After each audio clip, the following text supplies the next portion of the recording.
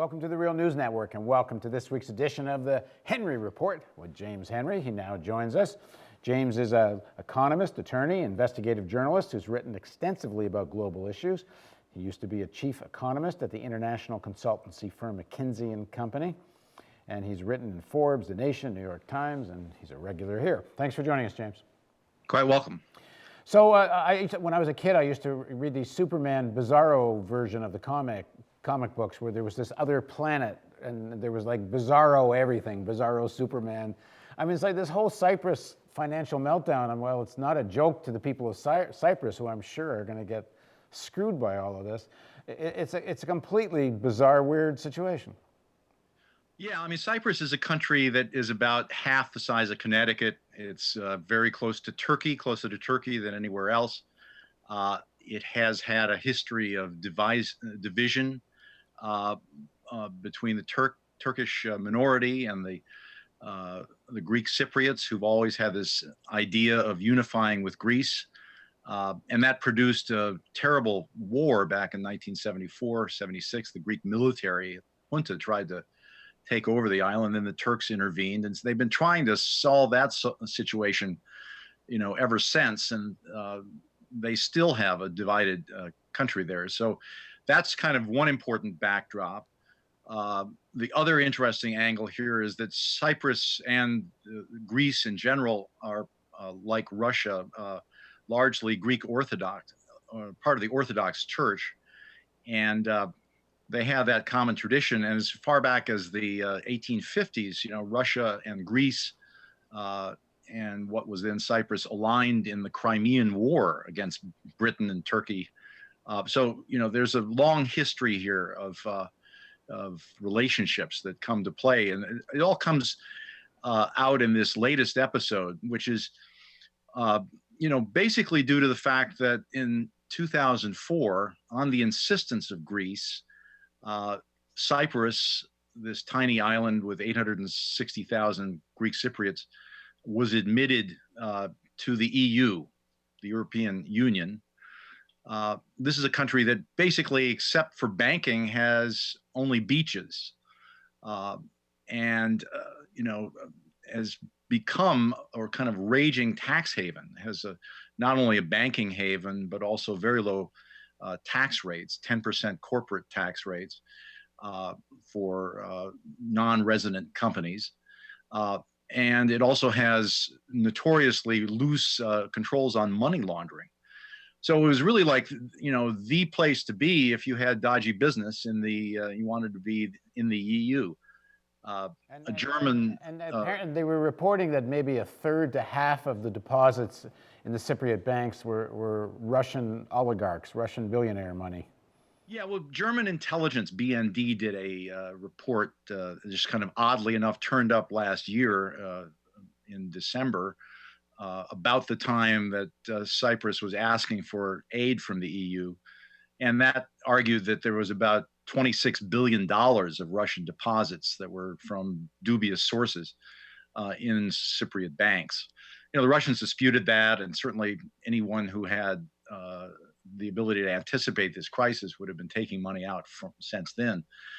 But, I think that colored this whole debate. It made it a kind of a bit of theater with Angela Merkel putting her hands on her hips and saying, we're not going to tax European taxpayers to bail out Russian oligarchs. Why is there any need for bailout? The Cypriot banks are sitting on all this cash, so why are they in trouble? Well, they're in trouble because they invested heavily, some of them, not all of them, invested heavily in Greek bonds. Again, kind of the the Greek relationship here. And last year, the Greek bonds were subject to a 100 billion euro haircut, in addition to the 240 billion of additional borrowing that the Greeks got from the European Central Bank to bail them out. So Cypriot banks, especially the number 2 bank, Laiki, which no one really knows who owns. Some mention Qatar. Anyway, they especially, for whatever reason, invested heavily in these Greek bonds, which became worthless. And that started the whole crisis in the banking industry. This is really unlike the Greek crisis, which was what we call a sovereign debt crisis, involving the state sector. Here we had private banks that basically made bad investment decisions, and suddenly their whole credibility to investors became dubious, and their own liquidity became dubious because of these bad investments. So on Monday, they make a deal, they being the Cypriot government and the European Central Bank and the financial authorities in Europe, which includes capital controls, so they say, which will be temporary. Tell us about this deal and who wins and who loses out of this. Well, this is the second deal they tried. The first one was to tax all of the depositors in these banks. And that one fell through. The deal that they ended up this weekend finally adopting is actually worse for the large depositors. They're going to lose at least 20% of their deposits that are still there. So that's one clear, burden. The banks are being consolidated as we speak. One of them is probably going to be put out of business, and its depositors are going to go to the others. But I think, so one impact of this you've mentioned, which is capital controls. This effectively makes Cypriot euros a different currency. So, we were talking about maybe Cyprus leaving the euro. Well, they effectively already have, because capital controls are not allowed anywhere else in Europe. Another impact of this thing is going to be on the tax system in Cyprus. James, just to make it clear for people, what that means is you may have your euros in Cyprus, but you can't take them out of the country. So, in other words, the whole point of the euro is it's supposed to be throughout Europe, and you can't Right. take it anywhere now. And this is obviously to stop a bank run, because what's the point of taking your money out of the bank if you can't take it anywhere, I guess is the logic. Yeah, they're talking about reopening they have this dilemma. They have a sizable tourist industry, especially with people from the UK and Russia, of course, and they all want to get euros at the ATM machine. So right now, the euro restriction on withdrawals is 100 euros, which, if you've been to these nightclubs in Cyprus, doesn't go very far. But they have a healthy underground economy, and there's all kinds of currencies circulating there. So the most important impact of the capital controls will be on bank-to-bank transfers. And then there's a lot of loopholes there for what they call systematically important payments. So under that guise, about €1 billion left just last week. So this is a permeable system, like any capital controls situation, but it's an important deviation from the EU hope to have a common currency. Now, it seems like in the debate of who's going to get screwed most here, initially it was going to be the small Cypriot depositors, and now after they said no way, it looks like it's going to be the big depositors. And what does that mean? That this is the Russians are going to pay, the Russian billionaires are going to pay off the European banks? Well, I think to some extent that's true, but the real losers here are going to be the people who are, first of all, working in the banking sector. I mean, you have an economy here that had at least 20% of its entire economic activity based on banking, what we call the finance curse, which often occurs for these small haven countries, become heavily dependent on banking, and the kind of banking they do is very limited. These are not sophisticated banking skills that are required to launder money and help tax dodging. So at the end of the day, they're going to be losing thousands of employees in their banking sector, which now employs more than 20,000 people. I think they're the first ones who will feel the impact of this. And then Cyprus basically has to figure out, what to do for a living going forward.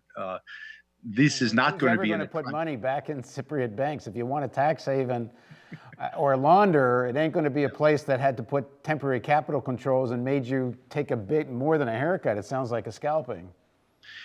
Yeah, I mean, Time magazine declared that this had basically today that this was the end of a tax haven. In fact, there are several different dimensions to being tax havens, and they've only really attacked one of them, which is the bank directly, which is the banking haven role. You still can benefit if you structure a Cyprus holding company. They only have a 10% maximum corporate income tax. So a lot of Russian inbound investment is channeled through Cypriot companies to avoid corporate taxes, and that's going to maintain itself in place.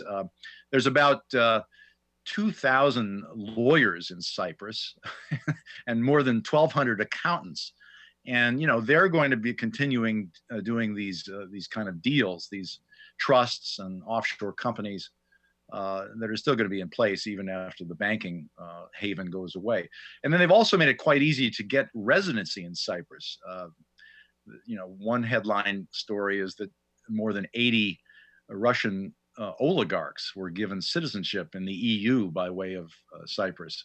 So there's a residential haven business here. There's about 50,000 Russian-speaking residents in Cyprus now. And, Russians have invested more than $10 billion in Cyprus real estate in the last decade. So there's still a lot of activities going on there that are related to haven, the business, but I do think the banking haven aspect of it is over. How is Putin and the Russians going to respond to the deal today? Well, some stories said that he was upset, and that Medvedev, the prime minister, was denouncing the deal. Part of it was that they didn't feel that they were appropriately consulted.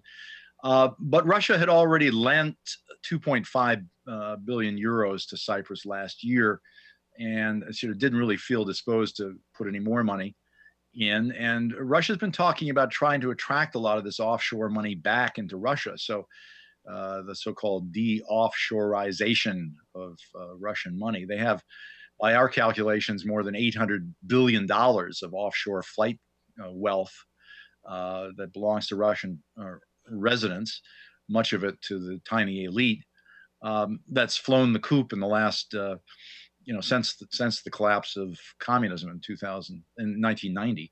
So, there's a kind of a complicated side to this Russian story as well. Russia also has some very important gas companies like Gazprom, which would love to get their hands on the 7 trillion cubic feet reservoir that has just been discovered in Cypriot territorial waters. Well, that was at once talked about as could be part of this deal, that the Russians would help bail out the banks in exchange for energy rights. But that doesn't, at least it's certainly not public, that doesn't seem to be part of the deal. No, I think, the Russian national game is chess, and Putin is looking here at kind of 3 or 4 moves down the road. He's in the driver's seat. I mean, the Cypriots are going to, at some point, want to come to the table with some opportunities for Russian investors to come back to Cyprus. And that probably means that Gazprom will be looking at getting those drilling licenses, which were incidentally exploited at first by a U.S. company called Noble, which is found the gas. Well, the Americans are not going to like Gazprom getting a hold of the energy resources off Cyprus. We know from WikiLeaks they hated the idea that Gazprom and the Italian energy company had such a dominant position in Libya. In fact, a lot of people think that has a lot to do with why there was a war in Libya. And one of the WikiLeaks cables from an American ambassador said that Russia is tightening its noose around European energy supplies. Yeah, I think that, there's, as natural gas supplies have increased in the last year or so, some of those concerns have been, Russia is concerned about driving the Europeans to using alternative pipelines. But it is a concern that, that Russia would perhaps get their hands on this gas. It's also certainly of concern to Turkey, which has disputed the rights to the gas. But, we'll just have to see how that plays out. I think another interesting fact about Gazprom, while we hear with respect to Cyprus, is that one of the key partner organizations was a company called ITERA, which is a Cypriot-based company. And I'm told that all the trust documents are in Cyprus. They became a major gas player. They have their headquarters in Geneva, but their holding company is Cyprus. And there are all these stories about Yeltsin's daughter being one of the original investors in that company. So this has many ramifications, and not everyone is going to be pleased with a fundamental change in the Cyprus role in the world. Just quickly, is this in terms of any further repercussions of the financial crisis, and what does it? Is it contained, or is this still contagion possibly for the rest of Europe? I think that the fears of this really fundamentally affecting the euro were really overstated by some pundits in the investment community who are exaggerating the potential. Every time there is this kind of ripple, people talk about this escalating to Spain and Italy, and I just don't see that as a problem.